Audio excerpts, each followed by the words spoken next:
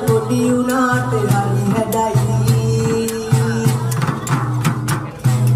අටවක සද පොඩි උනාට හරි හැඩයි හඳටත් වැඩියෙන් හරි අවිහිංසකයි ඒ වගේම මේ රස කවි අද සුන්දරයි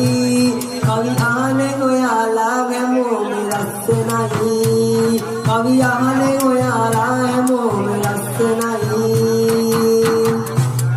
මග අරින්නේ පාවිතින් අහන්නේ ලන්දන තොරණක් තියෙනවා මෙහි බලන්න අහක බල